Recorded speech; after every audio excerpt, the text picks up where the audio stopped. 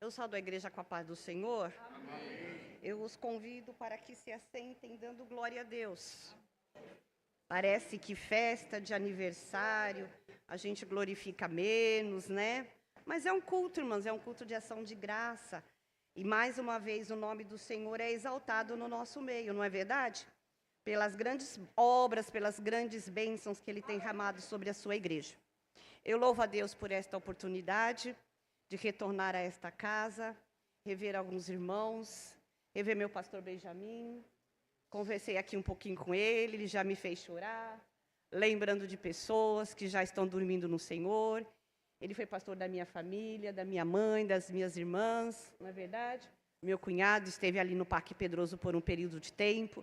Eu louvo a Deus pela sua vida, mas bem antes já o conhecia, daqui do Elisa Maria, do Vista Alegre, né? Pois já temos, assim, desde os 13 anos que estamos na igreja, estou com 62 anos, e boa parte foi no setor da Lapa.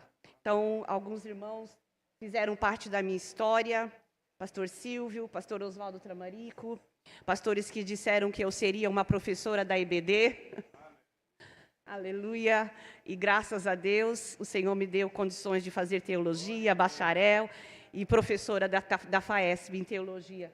Isso tudo eu ouvi da boca dos meus pastores. Eu ouvi deles me ensinando, me incentivando, e são recordações boas que a gente tem, e a misericórdia e a graça do Senhor. Revendo algumas irmãs do Alto de Taipas, Pirituba, Robervânia, né, prazer revê-los, e Tânia, né? Eu fiquei muito lisonjeada, muito feliz quando a Cassinha me mandou mensagem, aniversário da pastora, eles estão te convidando. Eu falei, nossa, que privilégio estar nesse dia. Na linguagem do amor, irmãs, tem um livro chamado Linguagem do Amor, eu acho que vocês já ouviram falar nisso, desse livro, na linguagem do amor. Alguns não vão expressar o seu amor tocando, abraçando, né?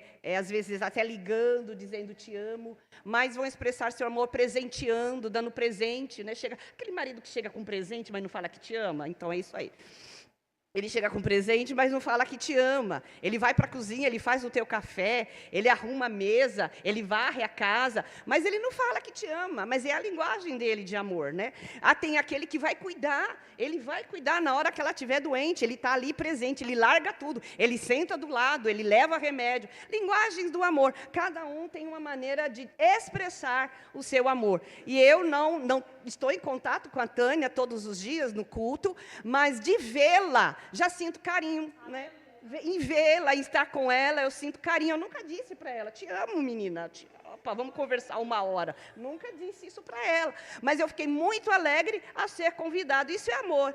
E eu me esforcei, estou sob efeito de alguns remédios, mas vou me esforçar para ministrar e trazer uma palavra. Isso é demonstração de amor, tá bom assim? Tá certo assim? Ótimo. E aproveitei, eu disse para a Cassinha, aproveito, porque é o mês da mulher, amanhã é o dia da mulher, e já tenho uma programação para ministrar, e eu fiz um pacote, Senhor, me dá um pacote só. Glória a Deus. Me dá um pacote só para ministrar para mulheres, tirando os homens que estão ali, Francisco e outros, as mulheres que vão ouvir nesta manhã. Amém? Amém? E eu conto com as vossas orações, fiquem na intercessão. Amém? Abramos nossas Bíblias, irmãos, rapidamente. Ela me deu 3 horas para ministrar, mas eu vou ser sábia e vou ministrar em meia hora, tá bom assim? Porque ela disse que tem um cardápio. E aí vocês vão dizer, mas essa não é a irmã Marta do congresso da UFADEB? Sou eu mesma do congresso da UFADEB, que esteve aqui. Glória a Deus, e foi um culto maravilhoso. Foi maravilhoso, não é? Não foi, Robervânia? Não foi, pastor Francisco? Onde Deus libertou pessoas endemoniadas caindo aqui. Glória a Deus, foi uma coisa maravilhosa. E eu estava tão mal naquele dia, não tinha vontade nem de pentear o cabelo. Quando a Cássia me mandou as fotos, eu falei, não publica. De jeito nenhum, não publica essas fotos. Não sou eu aí, mas era Deus na minha vida, e é Deus na minha vida. Aí ontem eu falei, não, eu preciso ir bonita, gente. Eu preciso ir arrumada dessa vez. Eu preciso pegar uma roupa boa do guarda-roupa, Jesus da glória. Não é verdade, Dani? Né? Já estive ali com a Dani, graças a Deus, já estive ali em Pirituba. E o Senhor tem nos ajudado e nos fortalecido.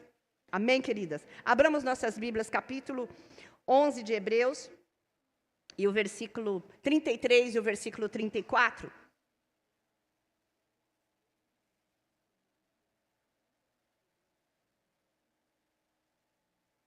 Amém?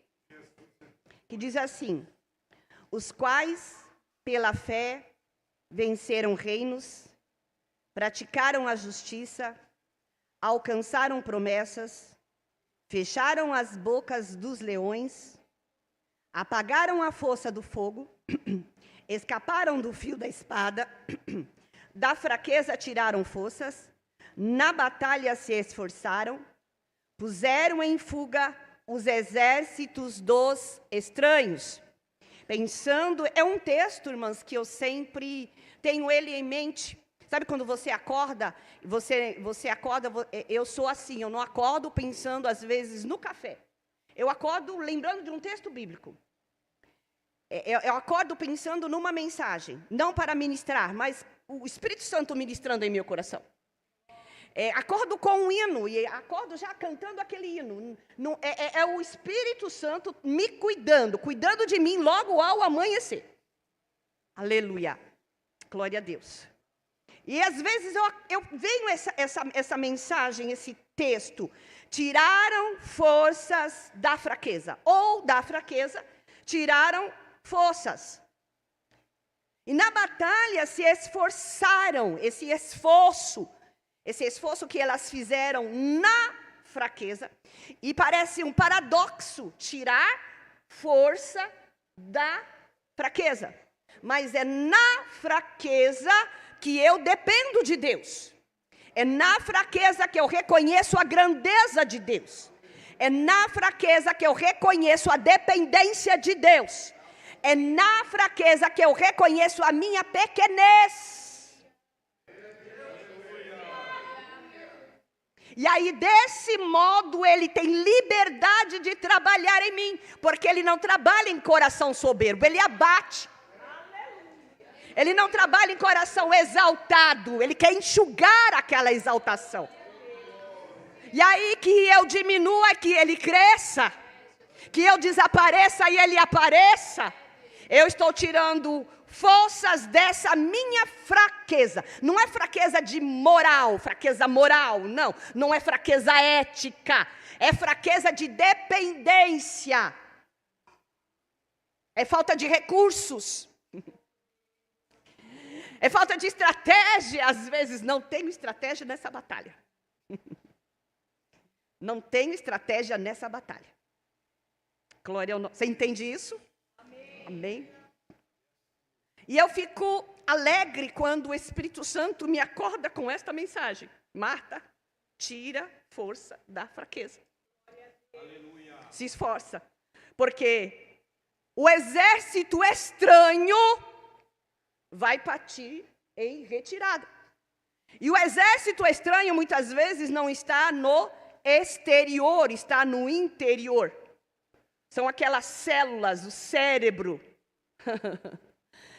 A amígdala, não é amígdala aqui não, é a amígdala, que está residindo todas as nossas emoções, os nossos sentimentos. É um exército que nos ataca de repente, dizendo que não temos, não somos, não podemos, inutilidade, não conseguimos. E aí nós temos que lutar contra esse exército e fazê-lo partir em retirada, dizendo como Paulo, posso todas as coisas naquele que tem me fortalecido.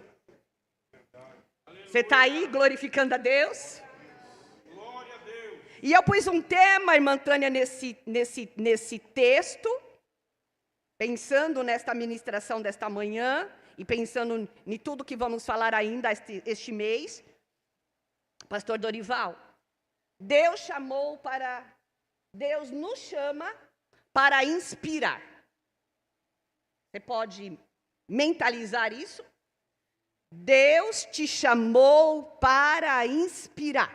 Não falo apenas as irmãs que estão à minha retaguarda, mas a todas que estão na nave da igreja e aos nossos irmãos. Deus nos chama para inspirar. E a inspiração, ela pode ser definida assim, como um estímulo mental. O meu cérebro foi estimulado a fazer ou sentir alguma coisa. É diferente do influencer, né? Uma palavra nova que apareceu no nosso vocabulário. A influencer que me influencia a roupa, o cabelo, o cosmético, o sapato, o carro, ela me influencia como falar, como comer, os talheres, e a gente segue, né? É claro que a gente segue. É diferente deste tipo de influência, que vem, a influencer, ela vende estilos de vida. Ela é de consumismo, porque se vocês não sabem, ela apresenta um produto e ela já tem uma parceria com aquele fabricante para que ela ofereça aquele produto e renda para ela vendas, e ela ganhe também com isso e lucre com isso, não é? E tudo é comércio, é visibilidade. Não, é diferente de inspiração. A inspiração, ela provoca mudança interna. A inspiração, ela tem transformação de valores. Ela toca no mais âmago do nosso ser, nos inspirando a ser parecidos com aqueles em que estamos olhando, pondo os nossos olhos. Por isso que a Bíblia nos orienta, olha para Jesus, autor e consumador da nossa fé, nos inspirando nele. Mateus capítulo 6 nos diz: a candeia do corpo são os nossos olhos, de sorte que se os teus olhos forem bons, todo o seu corpo terá luz. Observem para quem você olha, observem aonde você está olhando, quem você está admirando, porque às vezes está fazendo mal para a tua alma, está fazendo mal para o teu corpo, está fazendo mal para a tua mente. Aleluia! Aonde estamos pondo os nossos olhos? Jesus não teve falhas. Ele serve de inspiração para nós. Eu ouvi alguns dias atrás de a Cássia, ela disse: Mamãe Marta, estou fazendo faculdade, e você me inspirou a fazer a faculdade. E eu já ouvi várias irmãs dizendo: você me inspirou a estudar. Mas também, as que eu não inspirei não vão me dizer. Não vão me dizer: olha, não quero ser que nem a Mamãe Marta. Ela já fez isso, ela já fez aquilo. Não quero ser. Mas graças a Deus que essas não vêm falar. Mas eu sei que eu tenho falhas. Eu sei que não agrado a todos. A gente vai dizer: nem Cristo agradou a todo mundo. Quanto mais a Marta Eugênio da Silva, mera mortal, morando no Xangri-Lá. Não vamos. Mas, ao longo da história bíblica, mulheres nos inspiraram sobre o que devemos fazer e o que não devemos fazer. Haja vista, irmãs, que a Bíblia não se preocupa na teologia bíblica, ela não se preocupa em mostrar ou apresentar apenas os acertos das pessoas. Os acertos de Davi, os acertos de Saul, os acertos de Salomão, os acertos de Ana. Não, ele revela tanto os acertos de caráter, como os defeitos de caráter. Conduta e as más condutas. Ela não se preocupa em mostrar personagens perfeitos, Cinderelas, mulheres encantadas. Não, homens, príncipes, não. Não existe. O que ela se preocupa é dizer: seres imperfeitos, precisando de um Deus altíssimo. Seres imperfeitos, precisando de um ser perfeito na sua totalidade. Santo na sua totalidade. íntegro na sua totalidade. Nele não há mudança, não há variação. Aleluia. Então, quando nós olhamos para a Bíblia, meditamos na palavra do Senhor, nós vamos nos inspirar em algumas mulheres, e nós vamos dizer, isso eu não posso fazer. Ou dizer, isso eu faço. Porque é Paulo que diz que deseja que nós chegamos à estatura, é Paulo? De varão perfeito. Eu sou uma obra inacabada. Eu estou sendo trabalhada todos os dias por Deus. Você está sendo trabalhada todos os dias pelo Senhor. Até chegarmos a uma estatura de varão perfeito. E eu acredito em estatura de varão perfeito, ele faz assim, vem para cá. Vem para cá, não fica mais aí não, já deu. Aleluia. Glória ao nome do Senhor. Entre tantas personagens bíblicas, eu pensei em duas mulheres. Eu pensei em Ana, olha, não é maçante, mas é um texto que nós sempre escolhemos, que a gente sabe de cor, de frente para trás, do lado, mas sempre Deus nos dá uma mensagem nova. Sempre a gente tira alguma coisa, pastor Francisco, da Bíblia, sempre tem alguma coisa. Nossa, eu olhei esse texto e nunca tinha pensado ou reparado. Isso é o Espírito Santo nos iluminando. E Ana e Débora. Ana, irmãs, era uma mulher angustiada. Mas, irmã Marta, vai falar de angústia no dia a dia, aniversário. Parece que a gente gosta de falar isso, para comover, para mover. Não. Foi orando que Deus me deu esta mensagem. Foi orando ao Senhor que Deus me deu esta mensagem.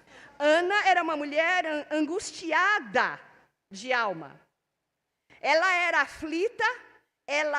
Samuel escreve que ela era afligida excessivamente. Não é normal, é excesso. E tudo que é excesso causa transtorno, causa doença, causa as doenças psicossomáticas. Tudo que é no excesso não é bom. É por isso que a Bíblia nos ensina sobre a moderação, sobre o domínio próprio, sobre falar pouco, sobre falar na hora certa. Aleluia! Sobre chamar atenção quando é necessário. Deus nos ensina, a Bíblia nos ensina a sermos mulheres moderadas. E Penina não era moderada. Penina abusou do que ela tinha, do privilégio que ela tinha, das prerrogativas que ela tinha. Ela abusou. Aleluia. E ela afligia excessivamente a Ana. Mas o que aprendemos, como Ana nos inspira? Inspira porque ela era resiliente. Resiliente, o que é resiliente, irmãs? Na engenharia civil, quando se constrói uma ponte ou uma estrada, na física usa esta palavra, esse termo resiliência, que significa que aquele material, que seja a borracha, o asfalto, ele suporta grande peso, liberando energia. Nós não vemos, mas ela consegue fazer até assim, nós não vemos, mas ela tem uma flexibilidade.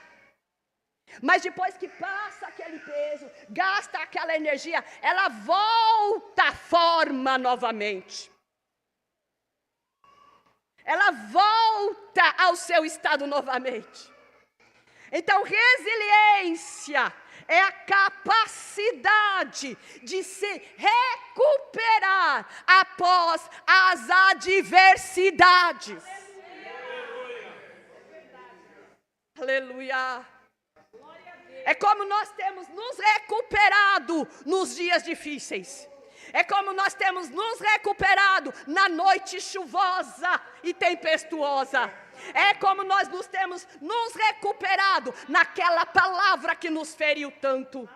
Naquele gesto que não parecia de amor, mas de ira. É a forma como nós temos nos recuperado.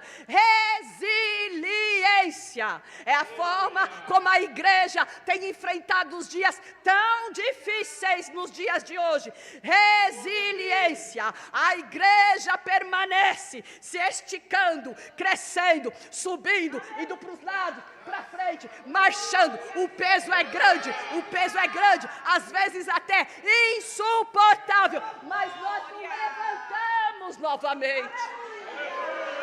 Mas nós nos colocamos de pé novamente.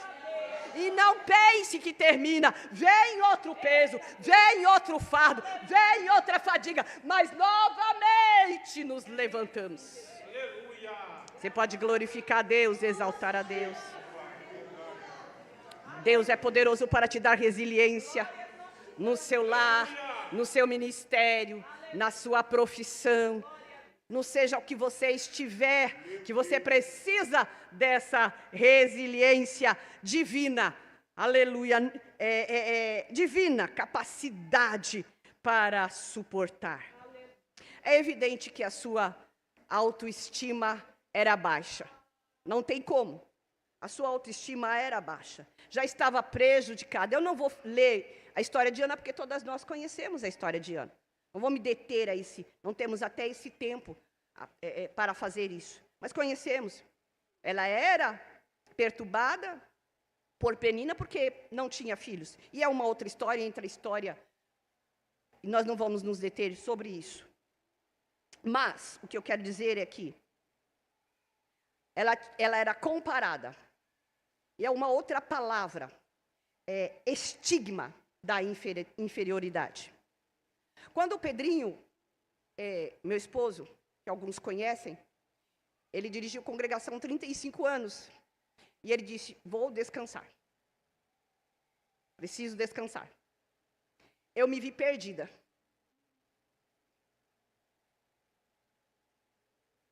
Eu me vi perdida. Foram 35 anos, junto com as mulheres, junto com a mocidade, dirigindo congregação junto com o marido. E quem me conhece sabe como eu era ativa. E eu disse, Senhor, o que eu vou fazer?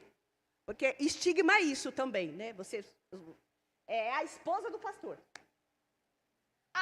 Ninguém lembra mais de mim no meu aniversário.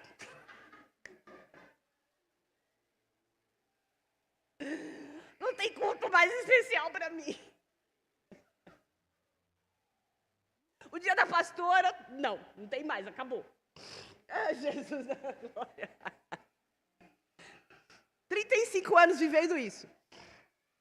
E eu disse assim, Senhor, o que eu vou fazer com essa vida da Marta?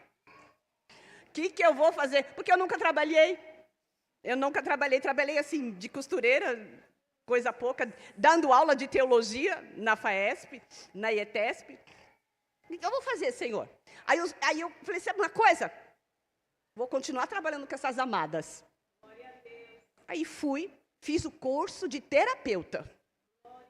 Psicoterapeuta. Falei, sabe uma coisa? Vou fazer uma especialidade. Em quê? Nessas santas mulheres. E fiz uma especialidade. Terapia de mulheres. E comecei a atender. Deus sempre tem alguma coisa nova para as nossas vidas. Aleluia. Nós não podemos nos estigmar. Não podemos nos estigmar. E a Ana, ela tinha um estigma da inferioridade. O que ela sabia ser era esposa e mãe. Ela era esposa, a primeira, com certeza, mas não era mãe. Então ela sofria um estigma. E a sociedade, irmãs, que nos leva a ver, a sociedade que nos leva a ver a negatividade de uma pessoa. Pelo estereótipo, não ela, me permita com todo respeito, não ela é gorda, não ela é negra, não ela é pobre, não ela é nordestina, não ela é divorciada, não ela é amasiada, e causa um estigma, não ela mora na comunidade, e por causa desse estigma, acabamos isolando esta pessoa. E quem cria isso é eu e você. Quando diante de Cristo, ele diz que ele não faz acepção de pessoas. Quando João escreve que ele amou o mundo de tal maneira, amou o mundo. O mundo fala de pessoas, diversidade. Ele amou a todos. É nós que causamos e provocamos isso, muitas vezes dentro da igreja.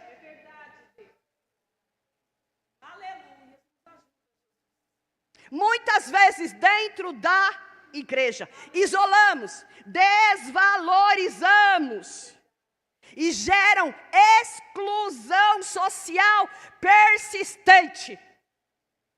Exclusão. As irmãs sabem que eu tenho lúpus. O lúpus está ativo.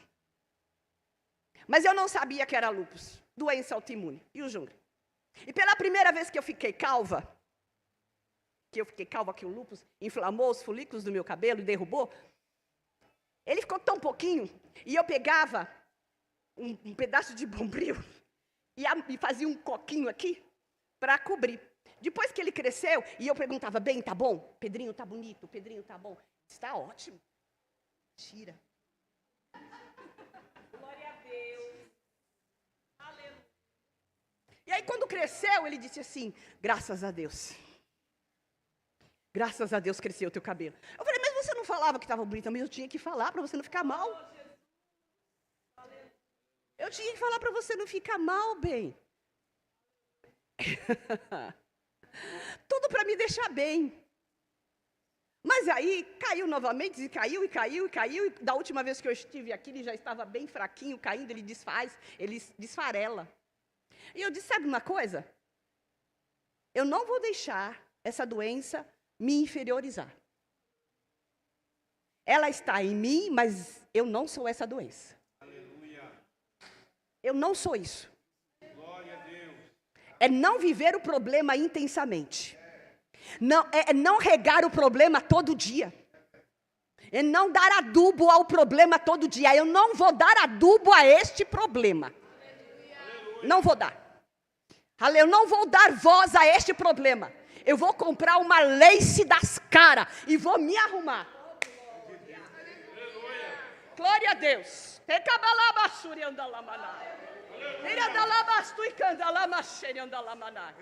Eu não posso me estigmar. Eu não posso me excluir. Eu não posso pensar o que pensam de mim de ruim. Não, eu sou serva do Deus Altíssimo. Eu sei da tua chamada, você sabe da tua chamada, eu sei da minha chamada. Põe-te em pé, se cuida, se arruma, se alegra, caminha, porque Deus é na tua vida. Aleluia, glória a Deus. Aleluia. E ele já até crescendo. Eu falei, mas eu gostei tanto que eu acho que eu nem vou tirar. Está até crescendo. Mas infelizmente vem os remédios. E os remédios deixam-me bem abatida. São 20 de corticoides. Mas eu sei que quando eu subo aqui para ministrar, eu tenho certeza que Deus abate a Marta e é Ele quem fala. Rotular, irmãs, rotular as pessoas. Como ouvimos nesta manhã, a esposa do pastor, ela tem nome. Rotular os filhos do pastor, eles têm nome. Na psicologia, é importante, é interessante você chamar pelo nome. Dani.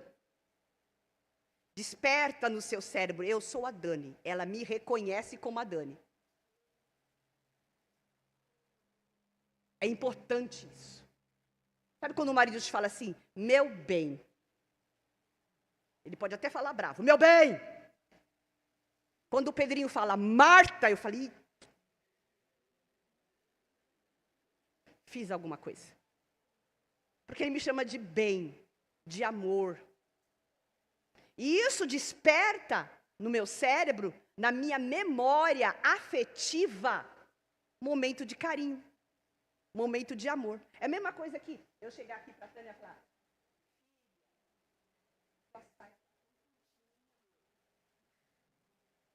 eu já cheguei bem, filha. Paternidade, cuidado, carinho, atenção. É a forma como nós falamos. Rotular, irmãs, uma diferença. Criar estereótipos. Separar nós de eles. Eles lá, nós aqui. Eu estou falando para a esposa de pastores. Quando eu entrei aqui, pastor Dorival, eu disse, Senhor, eu não sabia que tinha essas santas aqui, não. Eu disse assim, Senhor, agradeço por esta oportunidade de estar aqui. Eu não sei, mas eu reconheço como uma oportunidade única de ministrar a tua palavra. E talvez eu não ministre para vocês mais. Mas é uma oportunidade única, a palavra é de hoje. Você pode glorificar a Deus. É de hoje, é de agora.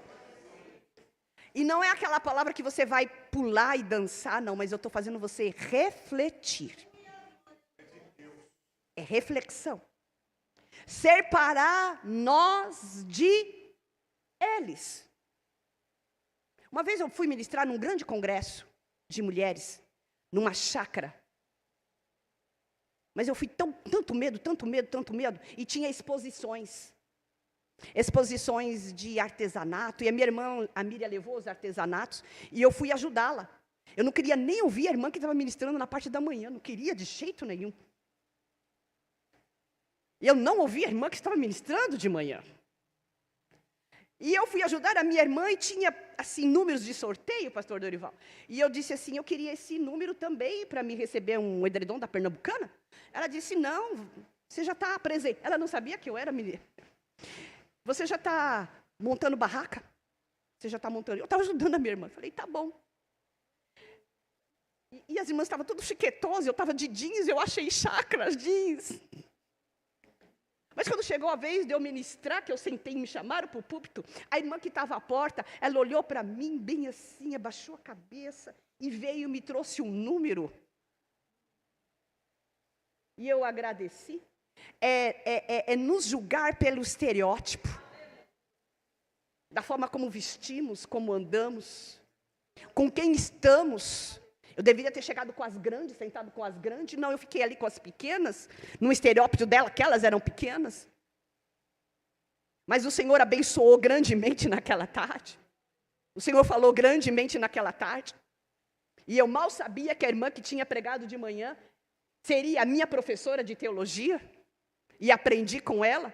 Deus tem essas manobras na nossa vida. Deus tem essas manobras na minha vida, querida. Alguém diz que você é pequena, mas Deus prepara uma mesa para sentar junto com os grandes. Deus te chama para crescer. Deus te chama para aparecer. Deus te chama para brilhar. Não, mamata, isso é exaltação, não. Deus te chama para brilhar, mas brilhe com humildade. Brilhe com resiliência. Brilhe com graça. Brilhe com submissão, reconhecendo os que estão ao seu lado, amando os que estão ao seu lado. Não separe eles de nós, somos todos um só corpo. Cristo é a cabeça e nós o corpo, dependemos uma das outras. Aleluia! Em Ana nós vemos esse rótulo. Qual era o rótulo de Ana? Estéril. Estéril, infrutífera, improdutiva. Não era um modelo ideal. O modelo ideal era reprodutiva e fértil. Naquela época, naquela cultura. Hoje já não, mas naquela cultura era. Ela sofre abuso psicológico? Ela sofre abuso psicológico.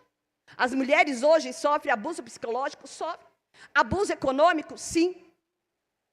Porque trabalha e às vezes o marido é que está com dinheiro na conta.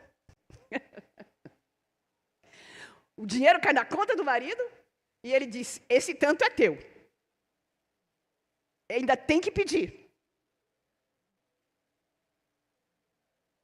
Para coisas mínimas. Posso comprar? Queria isso? Queria aquilo? Posso ir no salão? Ah, não, comigo não acontece isso. Com você não acontece, mas com muitas mulheres acontece. Abuso psicológico. Ana sofria abuso psicológico, você não engravida. Você não tem filhos. Era excessivo o abuso psicológico. Por isso que a Bíblia nos ensina que temos que ter a mente de Cristo. Capacete da salvação. Capacete da salvação exatamente para isso. Blindar a nossa mente. Proteger a nossa mente contra os dardos inflamados. Porque na maioria vem de fora para nos afetar. E aquilo vira aquela emoção se transforma em sentimento. E aquele sentimento se transforma em hábito. E hábito vira caráter. Aí vocês não esperavam isso hoje pela manhã. Vira caráter. E vira dependência emocional. Dependo dele. Ah, ele me ama tanto. Ele te ama. Ele te ama. Mas a forma de amar, às vezes, não é correta. E Ana, ela sofre aquele abuso psicológico. E eu me lembro de Abraão, de Sara. Sara era estéril. Mas o Senhor concebeu. Porque a palavra estéril, no hebraico, é a mesma palavra para terra. Deus dá a terra e Deus dá o filho. Deus dá a terra e Deus dá a família. É a mesma palavra. É Deus dizendo, é eu que dou a família. É eu que formo a família. Vem de mim. Assim como a terra prometida também é minha. Glória ao nome do Senhor. Isaac orou insistentemente para Deus abrir a madre de Rebeca. Quando o casal ora, isso significa comunhão. Propósito. A oração é movimento, a fé é movimento, a oração eficaz é feita com comunhão. E eu pensei assim, as irmãs não vão dar muita glória a Deus hoje. Glória a Deus. Aleluia. Mas se você chegar em casa pensando no que nós ouvimos nesta manhã, glória a Deus. Uma amiga me mandou mensagem, disse, Marta, meu marido, ele quer mudar de emprego, quer fazer isso. Eu não, já dei conselho, os filhos deram conselho, a irmã deu conselho. Eu falei, amiga, oração. Vai orar. Quando nós não sabemos o que fazer, Deus faz. Vai orar. Quando nós oramos, Deus convence. Quando nós não conseguimos convencer os nossos maridos, o Espírito Santo convence. E nós o fazemos através da oração. Ana sobe ao templo para orar, para conversar com Deus. Quem nunca foi afrontada? Mas ela encontra na oração. Ana encontra na oração resposta para toda aquela situação. E que a oração faz na mente, amadas? O que a oração faz no cérebro? Eu vou lhes dizer o que a oração faz no cérebro. O nosso cérebro libera endorfina.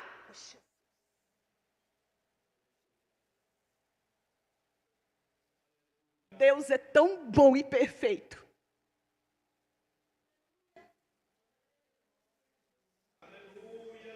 Que Ele ensinou o cérebro a liberar endorfina quando nós orássemos. Ele libera endorfina quando nós oramos. Ele libera dopamina. São neurotransmissores, aleluia, ligados ao prazer, ao bem-estar.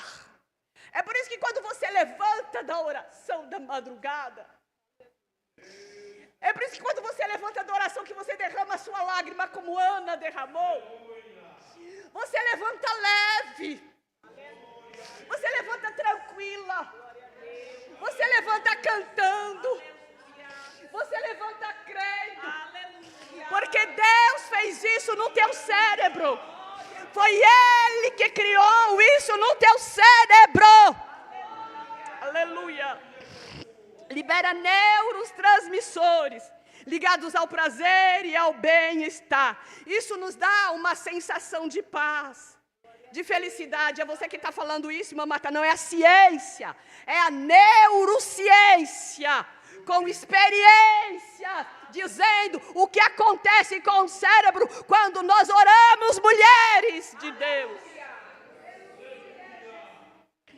A oração também está associada à amígdala, não é essa amígdala, a amígdala, que é responsável pelas nossas emoções, nossos comportamentos. É a mesma coisa quando diz, eu bato no menino, mas não vou bater, eu vou orar.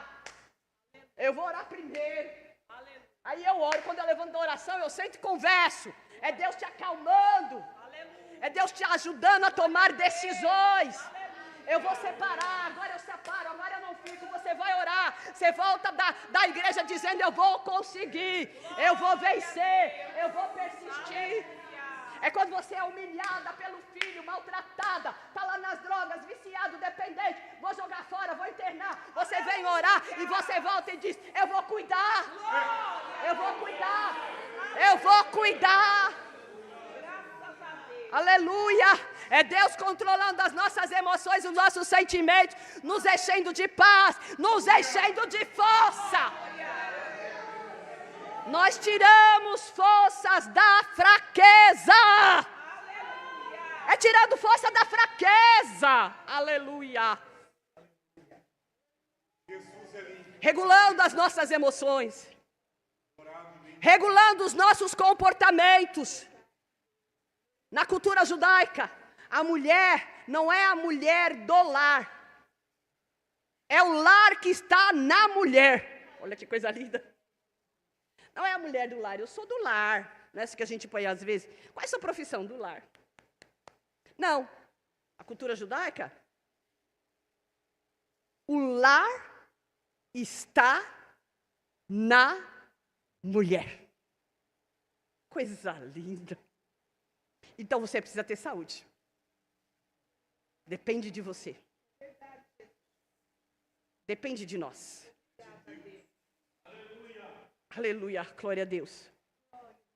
Mas vamos lá.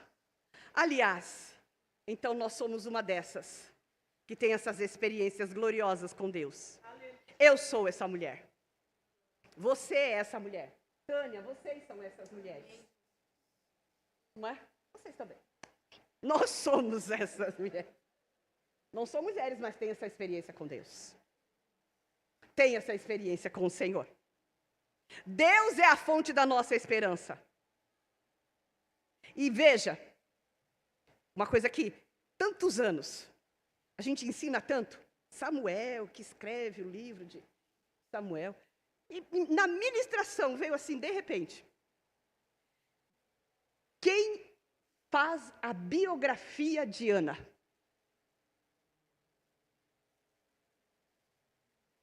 Quem faz a biografia de Ana? Havia uma mulher humilhada, que orava, que buscava por um filho, que entoou um cântico. Quem faz? Fala, igreja, quem faz a biografia de Ana? Pode falar? Fale alto. Ninguém sabe. Amém.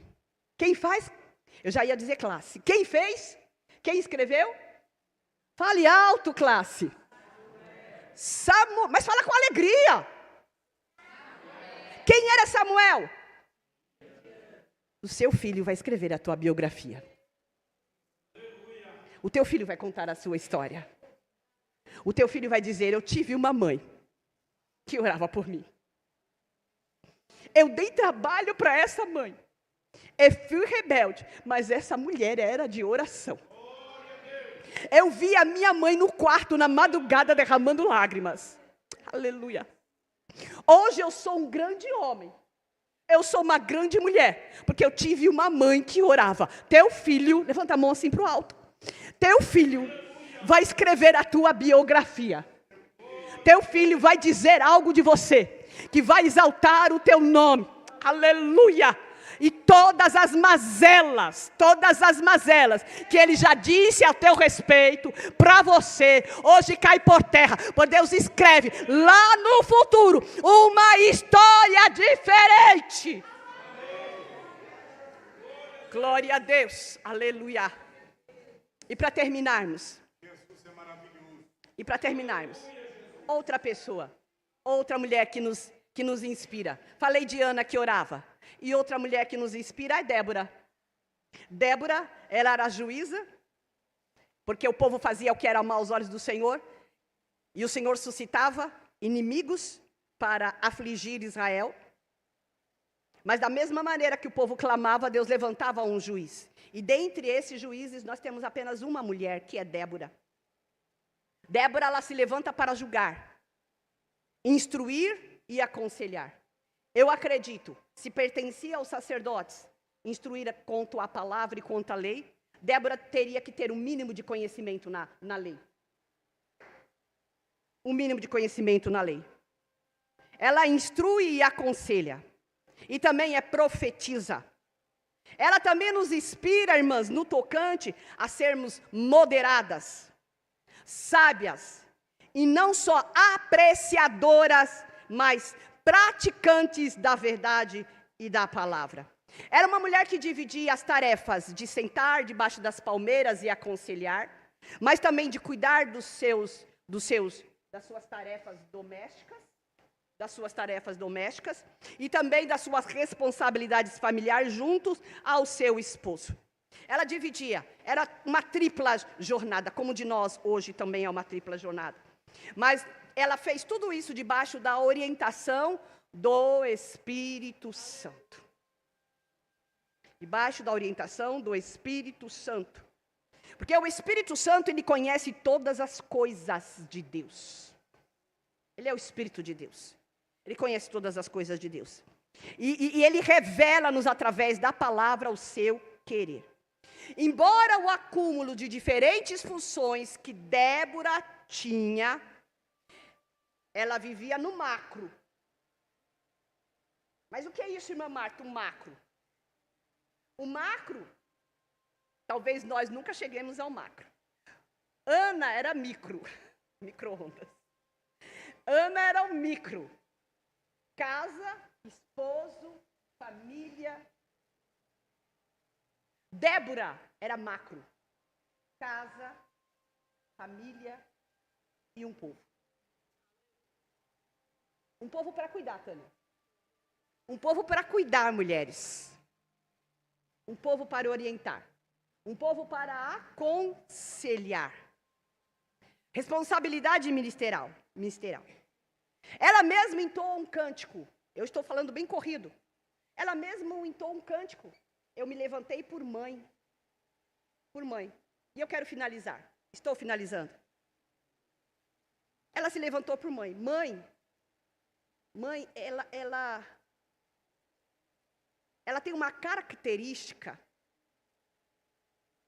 Ela tem um perfil de doadora, de intercessora, de amar os seus filhos, não importa quão diferentes eles sejam. E ela se levanta por mãe, ela se doa ao povo. Ela ama a todos, ela acolhe a todos, ela aconselha a todas, ela se senta para julgar as causas pequenas e as grandes, as militares, as causas dentro de casa. Ela se senta para... Deus a capacita para isso. E ela também é uma profetisa. Ela se levanta como mãe. Aleluia. Essa mulher, ela representa o lar. Essa mulher, ela está no lar. Ela vê todo o ambiente como lar. E como mãe, ela é cuidadora. Tânia. Ela é cuidadora. Ela tem um olhar maternal. É difícil ser assim? É difícil, minha querida. É difícil. É difícil ser assim. Mas Débora nos inspira. Ela nos inspira a nos levantarmos como mãe. a ter um nível emocional e espiritual mais elevado. Não andando na carne, não cumprindo a concupiscência da carne, os desejos da carne. E os desejos da carne não é como vestir ou como se arrumar, são as nossas atitudes. Nós não usamos de vingança. Nós não usamos a nossa posição para arruinar ninguém, nem humilhar ninguém. Nós não usamos o nosso ministério para fazer diferença entre um e outro. Nós somos mães cuidadoras. Aleluia! E nos últimos dias Deus precisa e quer levantar mulheres como mãe nas assembleias de Deus. Aleluia! Nossos jovens estão sofrendo e chorando, precisando de colo de mãe. Nossos adolescentes estão precisando de colo de mãe. Socorre-os pelo amor de Deus. Ficamos tão preocupadas com o eu e tiramos eles. Tão preocupada com eu e esquecemos deles. Nos envolvemos a eles. Nos envolvamos a eles. Nos envolvamos a igreja. Nos envolvamos. Aleluia, glória a Deus. Da força do fogo escaparam. A fio da espada e da fraqueza tiraram forças. Puseram em fuga o exército dos estranhos. Débora nos inspira a sermos como mãe, cuidadoras, a se doar, a sentar. Não é aniversário? Era uma palavra de conselho. A sentar, a ouvir, doar tempo. Doar não é perder tempo. Nossa, perdi um tempo com aquela irmã agora. Não é perder tempo. É doar. É linguagem de amor. Ouvir. Olhar nos olhos. Prestar atenção. É doar. É lembrar-se. A irmã disse que ela fica 1 hora conversando com a Tânia, mas passa dias, mas aquele é 1 hora fracionado, dá quase um mês. É lembrar-se, é cuidar uns dos outros. 1 hora pregando. Quem fez isso? Deus. Quem faz todas essas coisas é Deus. Quem trabalha dessa maneira é Deus. Deus é tão lindo, é tão maravilhoso, é tão glorioso. Daniel, meu filho, vocês conhecem? Deu uns trabalhinhos, né? Qual adolescente que não dá trabalho? Hoje ele é regente regional. Glória a Deus. Ele é regente, um negão, alguém já viu. Regente regional. E teve uma época que esse menino deu tanto trabalho, tão rebelde, que ele olhava com uma cara tão feia para mim, eu pensei um negão, com o olho grande, olhando para mim pequenininha. Com ódio. Chegava a dar ataque cardíaco no coração. Nem me atrevia a levantar a mão, porque ele segurava aqui assim e eu não ia. Mas o Pedrinho se propôs, fez um propósito. Madrugada, oração na madrugada. Porque trabalha, oração na madrugada. O Pedrinho fez esse propósito. E o Pedrinho, todos os dias, levantava num propósito de orar pelo Daniel. Entrava no quarto, impunha as mãos sobre ele e orava. O Daniel, ele pegou um desejo de orar também e começou a orar. E o Daniel também pegou um desejo de jejuar e começou a jejuar. Aleluia. E parou de namorar e quis casar. e casou. Aleluia. Tudo isso, casou, comprou um apartamento. Constituiu uma família. Abriu uma empresa. Aleluia, de consultoria. Aleluia, glória a Deus. Está servindo ao Senhor com todas as dificuldades que nós temos. Mas a gente vê que isso é resposta de oração. Resposta de oração. Então eu só tenho que glorificar a Deus. Porque nas experiências com Deus, eu posso te transmitir que Deus é Deus. Que Deus é aquele que cuida. Eu agradeço a oportunidade em nome de Jesus.